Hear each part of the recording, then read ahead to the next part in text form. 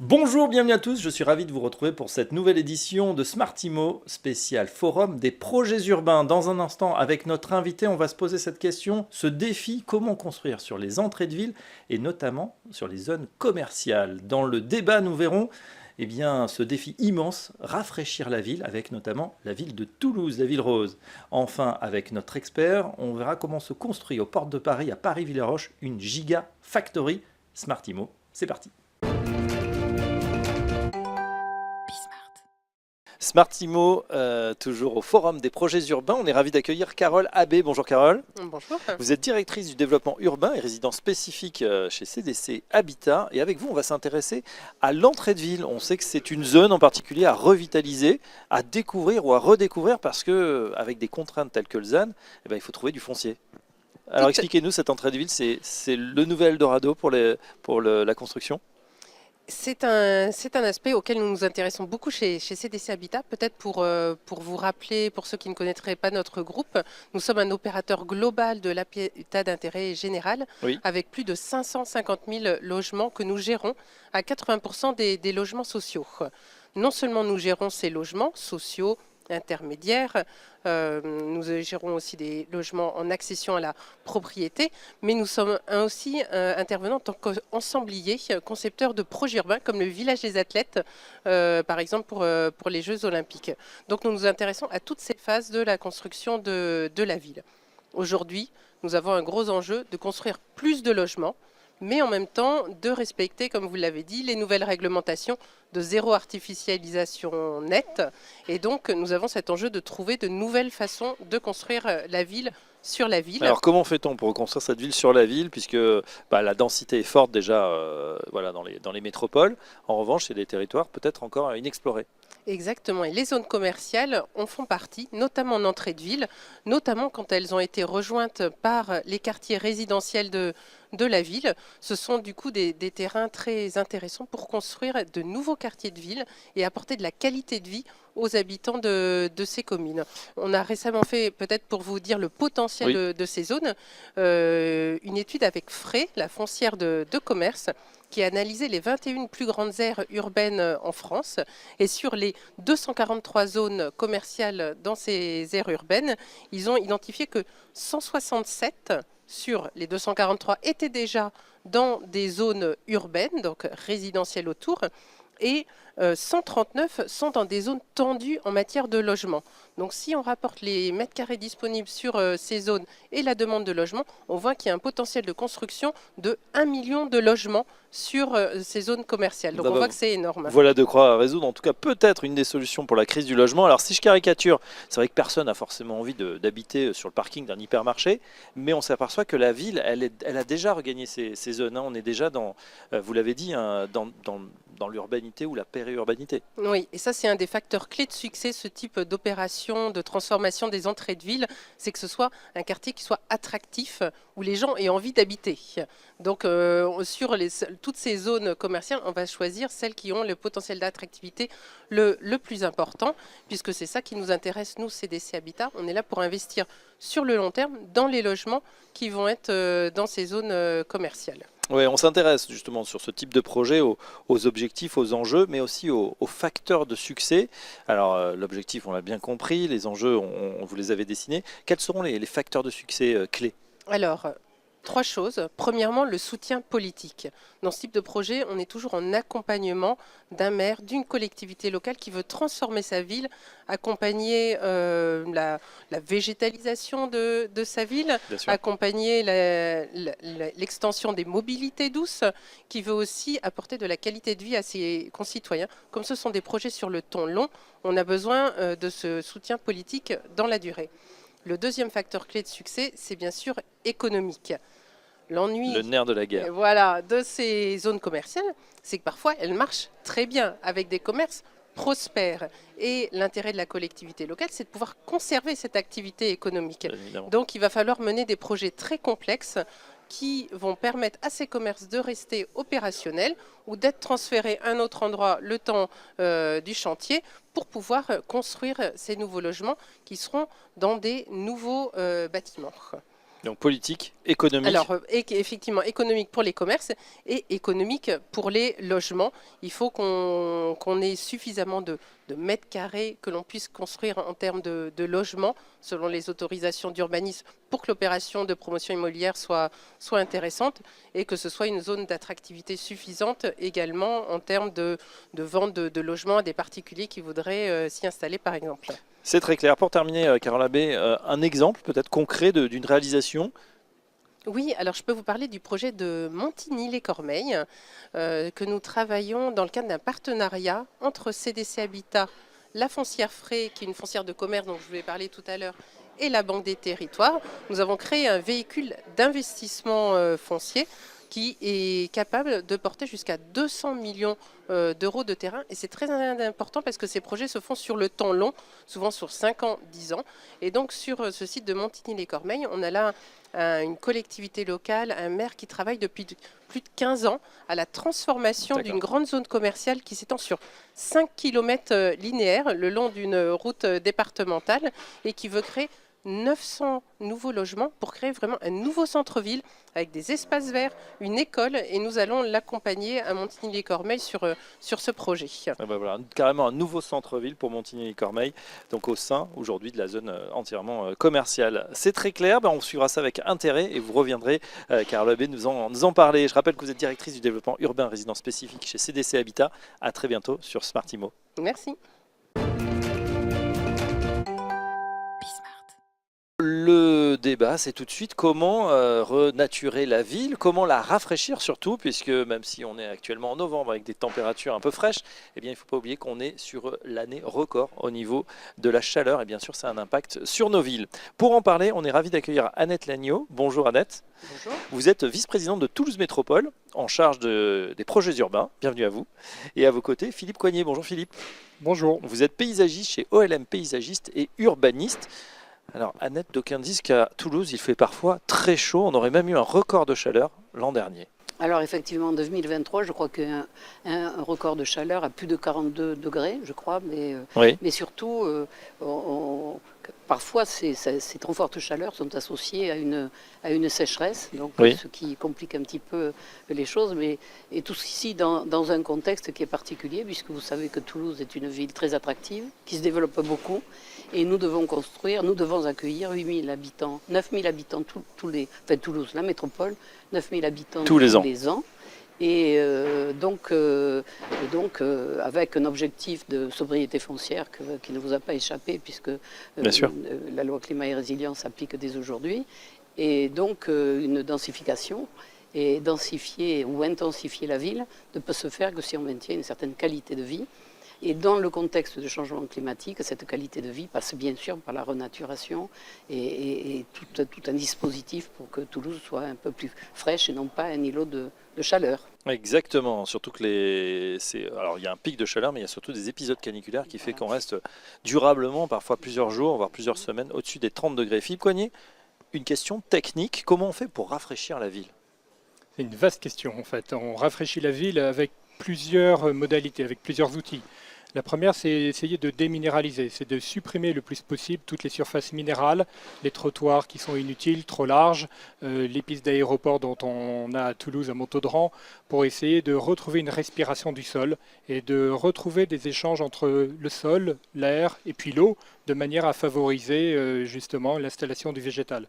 Donc ce grand projet de la piste de géant, il est fondé sur l'articulation. Alors on va y venir dans un instant. Juste sur les arbres, c'est vrai qu'on voit aussi on le dit, il faut planter des arbres parce qu'un arbre, évidemment, ça capte de l'eau, mais ça en rejette aussi énormément. Et d'ailleurs, on le sent, entre marcher en plein soleil et marcher à l'ombre, c'est, je crois qu'il y a 5-6 degrés d'écart. Il peut y avoir entre 4 et 8 degrés d'écart. Ce phénomène d'ombre, ce phénomène de fraîcheur, ce phénomène aussi que finalement, on ne passe pas à côté d'un mur qui emmagasine de la chaleur, mais on passe justement à côté d'un espace de fraîcheur que procurent ces arbres, mais aussi tous les végétaux qui se trouvent en dessous. Donc c'est vraiment de recréer des écosystèmes vivants au sein des milieux urbains, et c'est vraiment l'enjeu du projet à Toulouse. Est-ce qu'il y a un type d'arbre particulier qu'il faut planter? Parce qu'on ne plante pas à Lille comme on plantait à Toulouse, j'imagine. C'est vrai, et puis on ne plante pas en fonction des types de sols aussi. Et donc évidemment, on regarde, Madame Lignot évoquait le fait qu'à Séville aujourd'hui, c'est peut-être le climat de demain à Toulouse. Et donc du coup, on regarde dans le temps, mais on regarde loin pour voir quels sont les arbres qui sont le plus susceptibles. Le micocoulier, par exemple, vous m'interrogiez, est un très bon candidat. Bon, donc on regarde évidemment d'autres écosystèmes. Annette Lignot, justement, vous avez lancé un grand plan de rafraîchissement de la ville. Comment il s'articule? Alors, c'est un plan qui est construit avec 10 axes structurants et 30 mesures, dont la plus importante est celle de 100 000 arbres, parce que ça se retient. Donc, à l'horizon 2030, nous aurons planté 100 000 arbres. Je crois qu'actuellement, nous en sommes à 70 000 arbres plantés. Donc, c'est une action que l'on mène depuis quelque temps, mais c'est un objectif que l'on peut dépasser d'ailleurs. Mais ils sont petits, ils vont grandir ou ils sont déjà... Alors, il y a de tout. Des arbres plus grands, des plus petits. Une strate, je pense que monsieur quoi, je ne vais pas me tromper. Monsieur Coignet, oui. Coignet va peut-être l'expliquer, où il faut plusieurs strates de plantation, mais ça se traduit aussi par des formes urbaines un petit peu différentes, puisque nous essayons de préserver les cœurs d'îlots lorsque nous construisons, et avec de la pleine terre. De la pleine terre, pourquoi? Parce que dans la pleine terre, c'est le sol en place, et on peut planter des arbres de haute tige, alors que sur des dalles de parking, on ne plante pas grand-chose, si ce n'est des arbustes dans des pots, quoi. Donc vraiment la pleine terre. Il y a d'autres mesures, débitumer. Alors, on va en parler, mais c'est un engagement, débitumer 3 à 5 hectares par an. Donc il y a l'île du Ramier qui a fait l'objet, qui était un vaste parking, enfin une partie de l'île du Ramier était un vaste parking avec des bâtiments de la foire exposition de Toulouse qui ont été déconstruits, réutilisés, et le parking devient un vaste parc. Tel qu'il était au XIXe siècle, au début du siècle à Toulouse. Mais il y a aussi des mesures pour éclaircir la ville. On parle de l'albédo. Il vaut mieux avoir une ville un peu plus claire, sans pour autant tomber dans l'excès de la ville blanche. Parce que on va passer de la ville rose à la ville blanche, alors. Non, l'idée n'est pas là. Il faut conserver l'identité toulousaine. Donc du rose pâle. En faisant... Ah, mais là. Non, alors, rose pâle, ça me met en colère quand même. Non, la ville rose, c'est pas ça. Mais c'est l'identité de la ville, ce qu'elle est. Donc, il faut la respecter, mais faire évoluer pour avoir un petit peu Alors, c'est excessivement complexe, parce que je le raconte comme ça, c'est facile. Oui. Mais derrière, il y a des études, il y a des spécialistes, il y a des climatologues qui travaillent et qui sont en capacité de mesurer tout ce que je vous dis. Donc ça n'est pas uniquement mais il y a de nombreuses mesures d'éclaircissement de la ville, ou de mesures. C'est tout un panel de mesures qui contribuent à cette amélioration et ce rafraîchissement de la ville, que l'on a traduit d'ailleurs dans le document d'urbanisme. Le programme s'appelle Toulouse plus fraîche. Toulouse plus fraîche. C'est un programme de la... Vous savez qu'il y a des grandes places parisiennes qui vont être revégétalisées. Oui. Est-ce que la place du Capitole pourrait accueillir des arbres ou de la verdure? Alors, c'est un vrai sujet, parce que la place du Capitole, c'est un parking, c'est un héritage. Il y a un parking souterrain. Donc, pour pouvoir planter les arbres, il faudrait aller chercher le sol en place très profondément, parce que c'est un parking à 3-4 niveaux en dessous. 3-4 sous-sol. Ça paraît un peu compliqué. Il y a d'autres choses à faire plus simples. Il y a peut-être, dans le contexte budgétaire du moment, par contre, on a planté des arbres dans des bacs qui sont importants, mais ce sont des arbres qui ne sont pas des arbres de pleine terre, bien évidemment, mais qui donnent... et puis, il y a d'autres mesures sur la place du Capitole pour rafraîchir, qui ont été prises avec des comment on appelle ça? Des houppiers, voilà. Parlez bien dans le micro, comme ça on vous entend. Très bien, donc à part, oui, c'était une de la place du Capitole, mais c'est vrai que c'est emblématique de cette ville de Toulouse. La piste des géants. Alors justement, on attaque la piste des géants. Expliquez-nous, Philippe Coignet, à quoi correspond ce projet? Ça correspond à une grande ambition de Toulouse Métropole sur l'idée que pour accueillir des usagers, des habitants, des personnes qui vont travailler, il faut travailler sur les espaces publics en premier.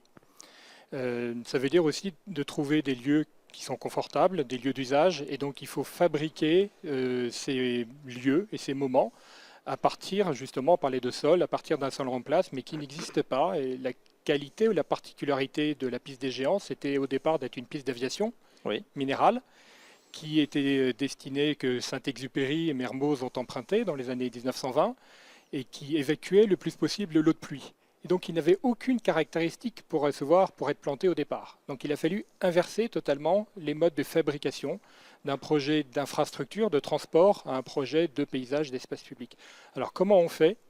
On essaie d'ouvrir, justement, on parlait de débitumer, mais d'ouvrir le sol de manière à accepter l'eau, accepter le vivant, de manière à créer cette dynamique végétale qui est propice aux végétaux, aux différentes strates, les strates basses, les strates intermédiaires et les strates hautes, les hautes tiges dont parlait Madame Lignot, pour essayer justement de fabriquer la plus grande canopée continue. Canopée, ça veut dire, les feuilles qui se touchent des arbres pour fabriquer une ombre qui est continue dès le départ, au moment où les habitants vont arriver, et ne pas leur dire « attendez 15 ans, attendez 20 ans, ce sera plus confortable ». Donc il faut dès le départ leur offrir… On le pense dès aujourd'hui pour les années et même les décennies à venir. C'est ça, c'est un projet qui joue sur les temporalités, c'est demain et 2050 en même temps, pour essayer de trouver ces fonctionnalités à la fois écosystémiques, de biodiversité, et en même temps ces valeurs d'usage, garder les habitants en place et leur offrir des lieux sur lesquels ils peuvent se sociabiliser, des lieux de rencontre, et des lieux évidemment de pouvoir traverser en vélo la piste des géants.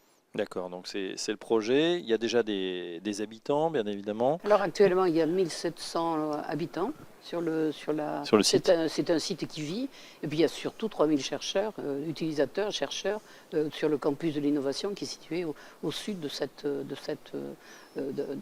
axe, puisque il y a un axe avec… Bien sûr.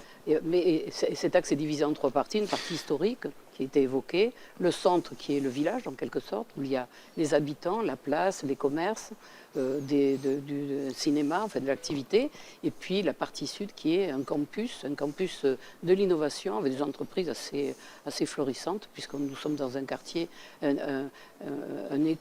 c'est un éco-quartier, mais nous sommes dans un écosystème assez de haut niveau. Voilà, la piste des géants, donc espace de renaturation voilà, aux portes de la ville. Annette Lignot, j'ai une question peut-être un peu plus grave. Les effets à long terme vous évoquiez la sécheresse justement, c'est aussi un danger pour le bâti. On a vu notamment dans le sud-est voilà, des immeubles même qui s'effondraient. Est-ce que ça peut être un sujet ? Alors, la particularité du territoire toulousain, ce sont des argiles. Et des argiles gonflantes. Donc elles se gonflent et quand elles se dégonflent, donc en période de sécheresse, il peut y avoir des dysfonctionnements au niveau du bâti. Alors c'est très surveillé. Là, c'est une question piège que vous me posez parce que je ne suis pas compétente techniquement. Non, mais quand on passe rafraîchissement de la ville, c'est aussi ça l'enjeu, c'est de prendre soin. Alors c'est quand même… Enfin, oui, mais c'est un vrai sujet dans les centres-villes, par exemple. Mais on a malheureusement eu un immeuble qui s'est effondré il n'y a pas très longtemps, mais de façon paradoxale, ce n'était pas du tout lié à la sécheresse, mais au contraire à un excès d'humidité. Donc, mais c'est plus… Alors, je ne sais pas si sur Toulouse, le sol toulousain est aussi de l'argile, mais on a un sol plus alluvionnaire, donc il est un peu différent. Mais c'est surtout dans les terres du Lauragais et autour de Toulouse que ces phénomènes d'argile gonflante sont les plus prégnantes et qui sont surveillés, hein, parce que voilà, c'est une évolution et c'est vrai que c'est compliqué. Bon, en attendant, on a parlé effectivement de ce climat sévillant, peut-être, dans quelques années. En tout cas, Toulouse n'a rien à envier au niveau de sa beauté. Et demain, donc, la ville rose sera un petit peu plus verte. Merci Annette Lignot. Je rappelle que vous êtes vice-présidente de Toulouse Métropole en charge des projets urbains. Et merci à vous Philippe Coignet, paysagiste chez OLM, paysagiste et urbaniste. Et à bientôt sur Smartimo. Merci. Merci beaucoup. L'invité Bismart en direct du Forum des projets urbains, c'est Olivier Guilbault. Bonjour Olivier. Bonjour. Vous êtes directeur général de l'EPA Sénart. Et avec vous, on va parler de l'opération Paris-Villaroche, un site, on peut le dire, exceptionnel, qui a été nommé dans les 55 sites France 2030 à développer. Explique-nous en quoi ce site va se développer, quel projet sur Paris-Villaroche. Alors, l'ambition du forum aujourd'hui et de notre présentation, c'était commencer à nous faire connaître et indiquer que nous serons prêts pour l'objectif 2030. C'est demain. C'est demain. On y travaille déjà depuis un moment, mais c'était l'occasion de se rappeler à notre bon souvenir pour montrer à quel point ce site a du potentiel et qu'on se prépare à pouvoir le développer à l'horizon 2030 comme ce qui est prévu au titre de ce projet France 2030 qui nous accompagne désormais pour poursuivre et arriver à nos fins. Voilà, donc Alors, 55 sites ont été délimités et vous en faites partie avec ce site donc, de Paris-Villaroche, 177 hectares, c'est assez exceptionnel. alors c'est un très gros tènement qui a été réduit. Nous sommes passés sous les fourches codines du Zenzen et donc nous avons renégocié avec les agriculteurs, le monde agricole, la préfecture, sur un site qui était de près de 400 hectares au total, Oui. mitoyen de l'aérodrome de Villaroche, et on a réduit la voilure à 157 hectares au total, en conservant un tènement d'une centaine d'hectares pour un grand compte industriel. Un grand compte industriel et on peut le dire, l'accueil d'une gigafactory. De quoi s'agit-il? Alors, l'ambition, c'est d'accueillir un site industriel tel que celui qui existe déjà à côté, qui est le site Safran, qui construit les moteurs d'avion LEAP, L-E-A-P, qu'utilisent la plupart des avions de ligne aujourd'hui. Et donc, c'est une entreprise qui est déjà sur site, qui emploie 6 000 salariés. Donc, l'objectif est double, accueillir une entreprise analogue et travailler sur les aménités à apporter au site au bénéfice de Safran également.